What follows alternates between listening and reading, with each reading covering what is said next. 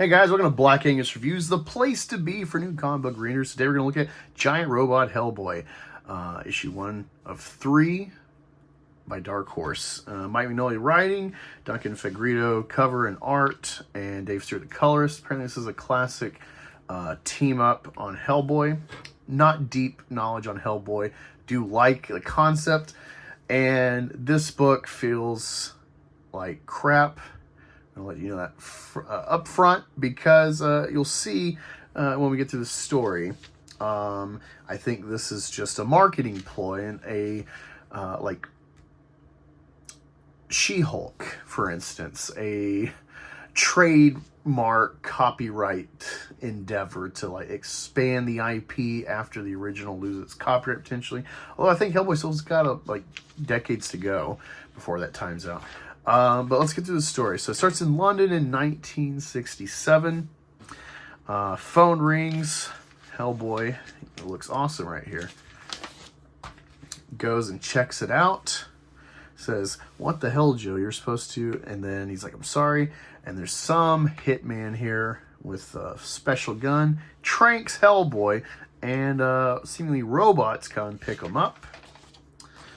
Drive him to a warehouse. We know why warehouses are funny. And they take him out. This guy is discussing with the apparent leader or accomplice in this plan. And they set up this robot while they're simultaneously hooking up Hellboy to some contraption. Clearly, it's going to be some sort of mind meld. Think of Pacific Rim to operate the robot. And all the while they got this girl, I assume girl, Jean, how are you supposed to say it? I assume it's like a French name.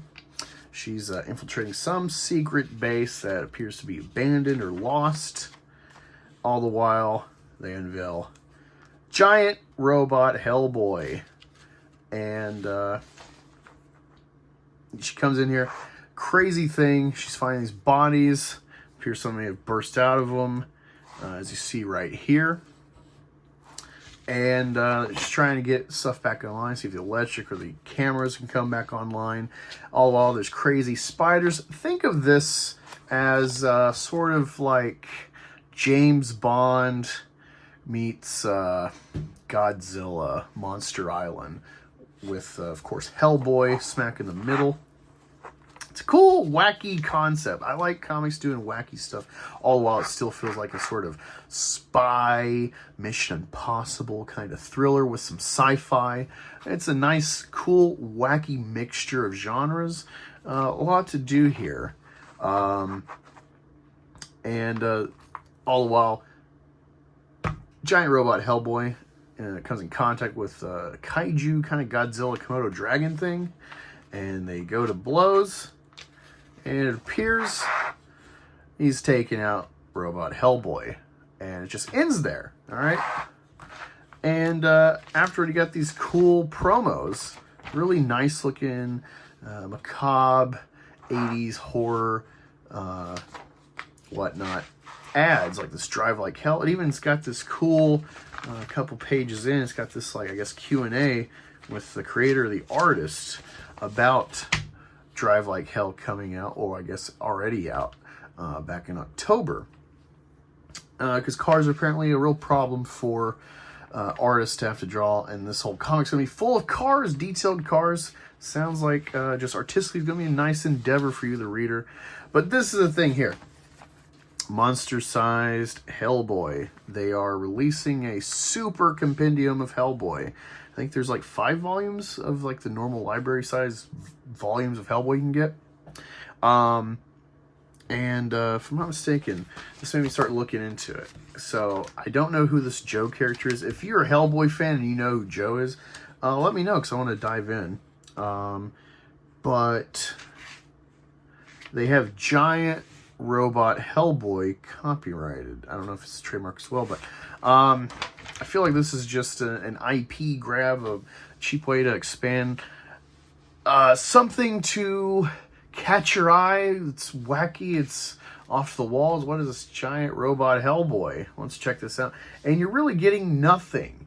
The story, honestly, you've seen my coverage of Isom, if you've been here before. This is finally the first piece of media I found so far where I'm like, wow, Isom was better.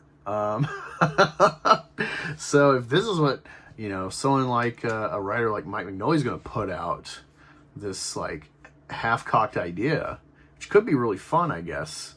I don't see what's going on here. I think this is like coasting on an IP. You know, maybe issue 1, 2, and 3 will be better and round out the story. Maybe it'll tie into further Hellboy stories, but this just feels like a waste of money. They got me on a crazy title premise and image and an established IP that is independent and more free reign to play with versus, you know, standard Marvel DC. And they did nothing with it. They disappointed me greatly. And so much I had to do this video. I'm not only going to cover a comic that just does nothing for me. This really chaps my eye. What a waste of $4. I mean, the art's great. Really appreciate that. I like this kind of gritty take. The Duncan Fegredo art clearly is top-notch for this style of comic, for the Hellboy world and the imagery. The colors are awesome. They're popping. They got a good flow. They're kind of, you know, this desaturated feeling with everything. Lots of blacks and shadows. It's got real character like you expect in a Hellboy comic. But everything else just a letdown. Cool premise. If you like kaiju, I would say go check out Godzilla, Here There Be Dragons. It's like a pirate Godzilla story. It's pretty good, issue 1. So I might do a review of that series. Let me know what you think. Did you read this? Are you a Hellboy fan? What's the best Hellboy storyline in your opinion? And are you excited for the upcoming Hellboy movie? I think it's coming out next year. Again, let me know in the comments. And if there's anything you want me to cover, let me know that as well. Talk to you later.